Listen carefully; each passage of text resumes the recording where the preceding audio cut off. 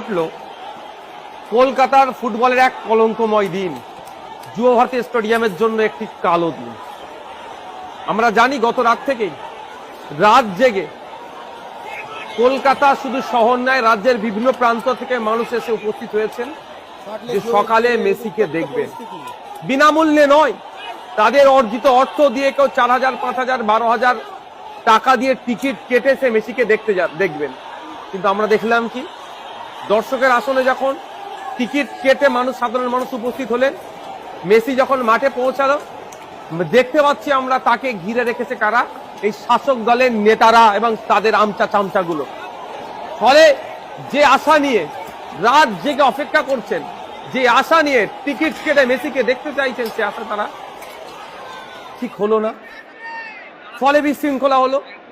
বিশৃঙ্খলা হয়ে কি দেখলাম, যুব ভারতী স্টেডিয়ামের নাম জাতীয় স্তরে আজ ক্ষুণ্ণ হলো, আন্তর্জাতিক স্তরে আমাদের মাথা হ্যাট হলো, বাঙালিদের মাথায়। এর সম্পূর্ণ দায় রাজ্য প্রশাসনের, রাজ্য সরকারের, তার ওই মন্ত্রীগুলোর সাথে সাথে যারা অর্গানাইজিং কমিটিতে আছে। এ দায় এড়িয়ে যেতে পারে না যে এই সময় যখন সারা পশ্চিম বাংলায় ক্রীড়াপ্রেমীরা যখন প্রশ্ন করতে শুরু করতেন, সাধারণ মানুষ প্রশ্ন করতে শুরু করে দিয়েছে, মমতা ব্যানার্জি তখন দেখলাম একটা পোস্ট করলেন।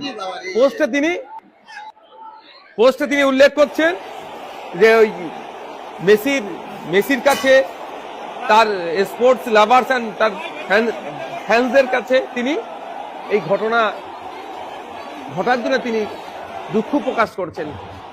কেন একজন মুখ্যমন্ত্রী দুঃখ প্রকাশ করবেন?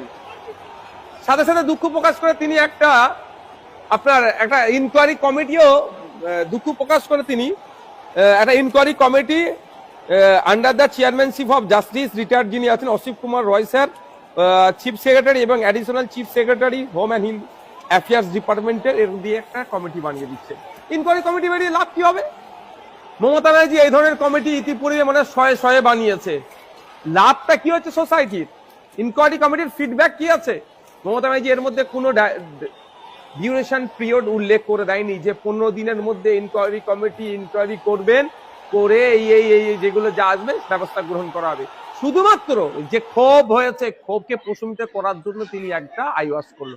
আমরা ভুলে যাচ্ছি না, আনিসকে যখন খুন করেছিল তখন সারা রাজ্য উত্তর, তখন অনেক ইনকোয়ারি কমিটির গল্প শুনিয়েছে মমতা ব্যানার্জি। এটা দিয়ে হয় না, শাক দিয়ে মাছ ঢাকা যায় না মমতা ব্যানার্জি মহাশয়া।